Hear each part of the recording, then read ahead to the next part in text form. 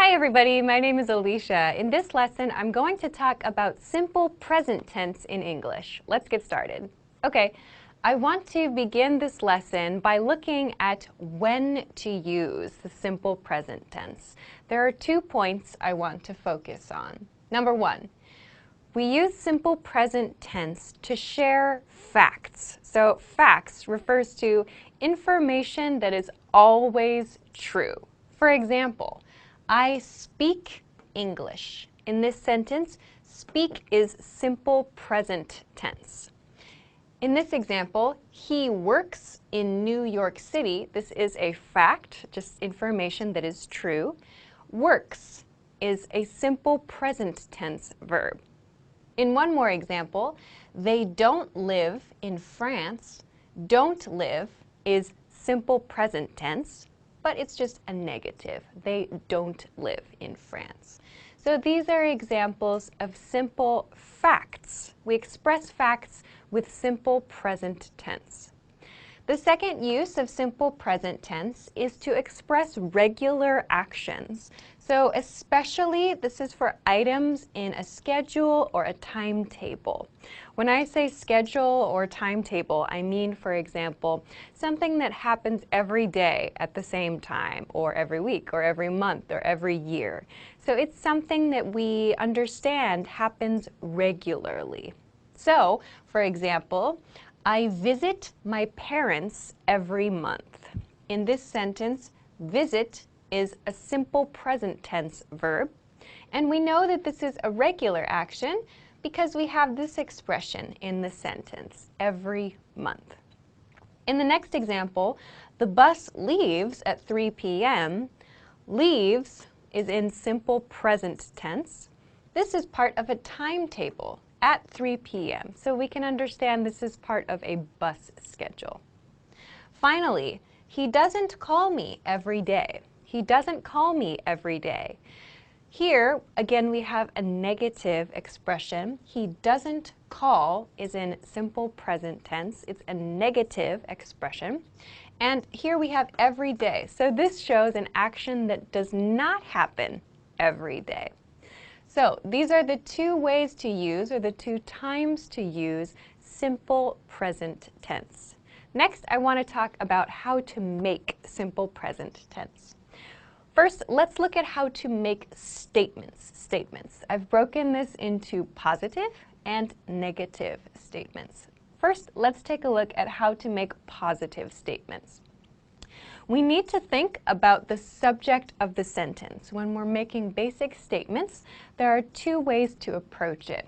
If your subject is I, you, we, or they, we use this pattern. So I, you, we, or they, plus our infinitive verb. So infinitive verb means just the basic form of the verb. There's no change to the verb, like eat, or sleep, or drink. Just the basic verb form. Then we can add extra information. So the most basic type of sentence is just a subject and a verb, but in many cases we want to add some more information. We do this after the verb. If, however, your subject is he, she, or it, we use first the subject, then the infinitive verb, and then we add an S sound to the verb. So in most cases, we just change this to add simply an S. So infinitive verb plus just an S. In some cases, we add ES, and in some cases, we add IES. Here is the rule for understanding which type of S ending to use.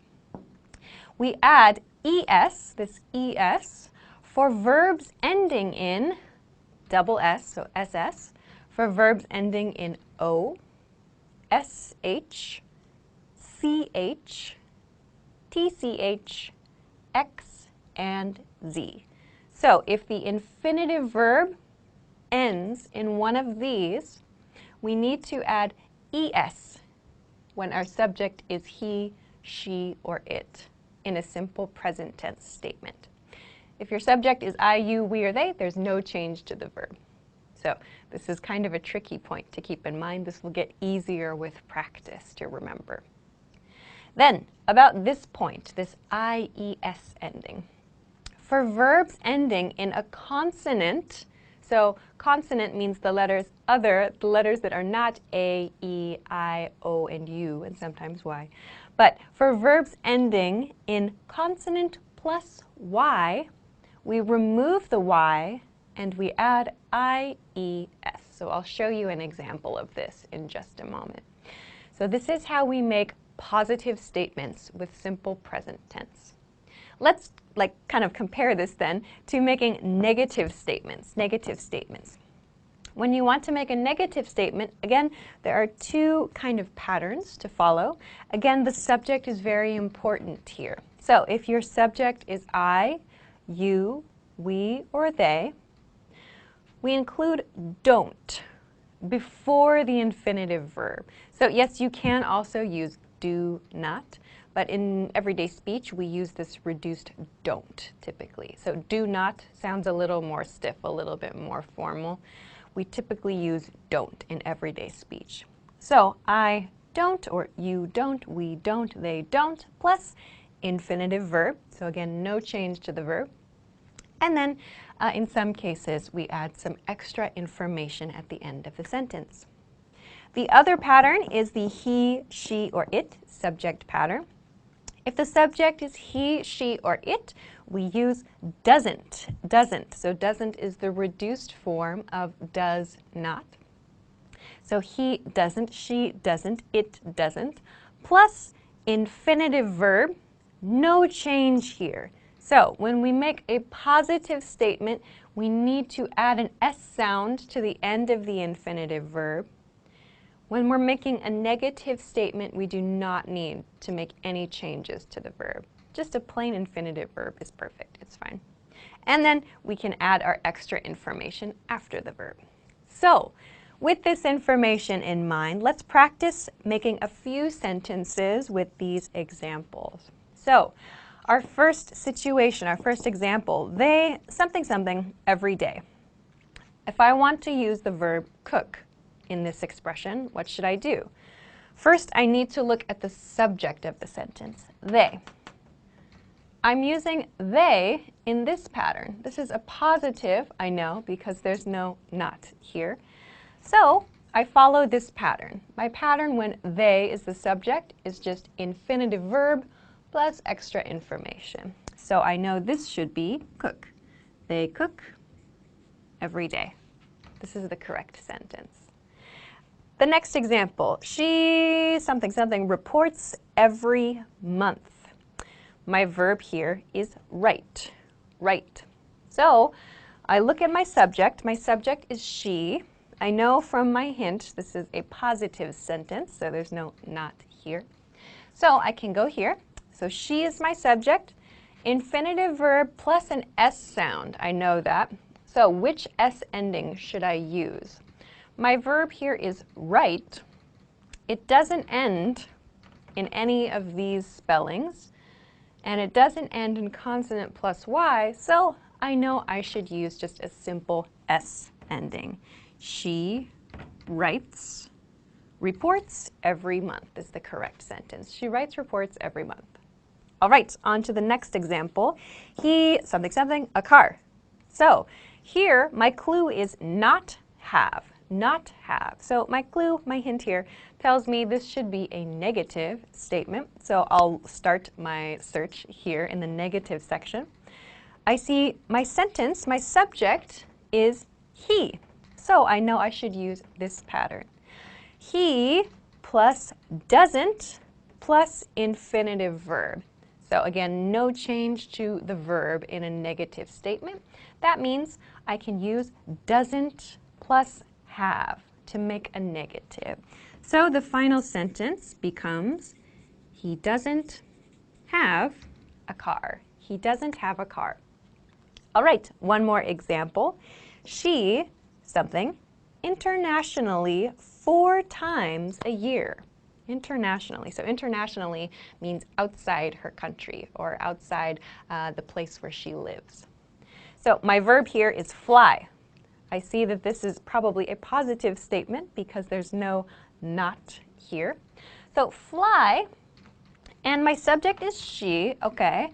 So she plus infinitive verb. Now, which S pattern should I use? My verb is fly, and it follows this pattern. So it's a verb that ends in consonant plus Y. So L is a consonant. Consonant plus Y ending. The rule is to remove Y and add IES. So the correct answer is flies. She flies internationally 4 times a year. So this is how we can find the correct verb form to use depending on the sentence. So your subject is very important here. Okay, with that, let's continue to making questions. This is about how to make statements with simple present tense. Let's practice how to make questions with simple present tense. Again, the subject of our sentence is very important. Let's take a look at these two to begin. These are our yes and no type questions. So when I say yes or no type question, I mean the questions we can answer by saying just yes or no. So to make yes or no questions in simple present tense, we can use this pattern if our subject is I, you, we, or they again. Do I, do you, do we, do they, plus our infinitive verb, plus our extra information. I included here do I. This is kind of a rare pattern, this do I, because usually we don't ask ourselves like yes or no questions. But sometimes, if you're the kind of person who talks to yourself sometimes, as many of us are, you might think to yourself a do I question, like do I have a meeting today? Like you think out loud, you're thinking to yourself, you might say it out loud. So this is kind of a rare pattern, do I, but you might use it when you talk to yourself. So when we make an yes or no question, this is the pattern for I, you, we, and they subjects. If, however, your subject is he, she, or it, we use does to begin the question. Does he, does she, does it, plus infinitive verb, plus extra information. So again, notice when you're making a question, you do not need to make a change to the infinitive verb. There's no S here. There's no S sound that's added when you're making a question. We just need to change the do or does to match the subject of our question. So let's compare this to a WH question. So when I say WH question, I mean who, what, where, when, why, those questions. So when we're asking these like information questions, we want to get some information more than just yes or no. These are the patterns we use. Again, subject is important here. So we use WH question, like who, what, where, plus do, plus your subject, I, you, we, they, plus our infinitive verb and our extra information. If, however, again, our subject is he, she, or it, we use WH question, who, what, where, does, he, infinitive verb, extra information. So let's practice these two types of question in these examples. Let's begin here. There are 2 blanks, you'll notice. So, something, you, something, here. My verb here is work. So, I know that I need to put something in this one space. And since there's only one space, I can guess it's probably this pattern. So this pattern, the information question pattern, requires 2 words before the subject. So this one, I can guess, follows this pattern. My subject is you, so I know this part should be do you. And my verb here is work, so do you work here. My infinitive verb does not take any changes in this pattern. Do you work here? So you might need to use this if you're shopping and you find someone, you have a question. Do you work here? Can I ask you a question? Okay, on to the next one. Something, he, something, in your neighborhood, in your neighborhood. So my verb is live, live. Again, one space here. My subject is he, so I go to this pattern and I have 1 word before my he subject. So I understand this is does does he? My verb is live. In this pattern, there's no change to the infinitive verb. Does he live in your neighborhood? Is perfect. Does he live in your neighborhood? Okay, on to the next pair. These two are going to use this WH question pattern. So, what, something, we, something for the party. My verb is need, need. So I've added this to make it a little easier to understand. What, something, we. So here I have we. Where should I look for the pattern that uses we? And before we is do. What do we? My infinitive verb takes no change, so what do we need for the party is the correct question. What do we need for the party at native speed? One more. When something, he, something to the office. So here, my verb is go.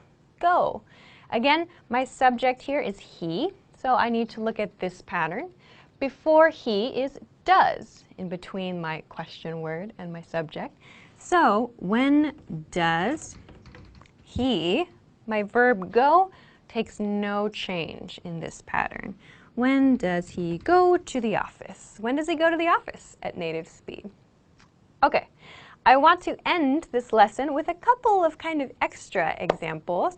I've used these why patterns. So you might know about this kind of advice pattern, which is using a why question to make a gentle suggestion. And this takes kind of an interesting pattern. We make this in kind of a special way. So it's why something, your computer in this case. My verb is restart, to restart a computer. When we make these advice patterns though, we use a negative here. So we follow the same rule, like this, but in this portion, the do or does portion, we follow this rule right here. We use the same negative words, don't and doesn't. This makes a kind of gentle, soft advice or suggestion pattern. So in this case, you is my subject. We learned over here, when you is the subject, the negative is don't. So we place it here. We'll make the negative don't here. Why don't you? No change to the verb. Why don't you restart your computer? So this is a suggestion. I'm having computer trouble. Oh no, I don't know what to do. Why don't you restart your computer? Is something your coworker or your friend might say. Another example of this, why something, she something, her schedule. And my verb is change, change. So she is my subject. In the positive, it's does. We learned here the negative form is doesn't, doesn't. So, why doesn't she, no change, why doesn't she change her schedule? Why doesn't she change her schedule? She seems so busy. So, these are the different ways we can make questions and advice, giving suggestions with simple present tense. So this is an introduction to when to use, how to make, and a couple of extra points about simple present tense. I hope that this lesson was helpful for you. Of course, if you have any questions or comments, or if you want to practice making sentences or questions with simple present tense, please feel free to do so in the comment section of this video. Also, if you like this lesson, please don't forget to give it a thumbs up, subscribe to our channel if you haven't already, and check us out at EnglishClass101.com for some other things that can help you with your English studies. Thanks very much for watching this lesson, and I will see you again soon. Bye-bye. Want to speed up your language learning? Take your very first lesson with us. You'll start speaking in minutes and master real conversations. Sign up for your free lifetime account. Just click the link in the description.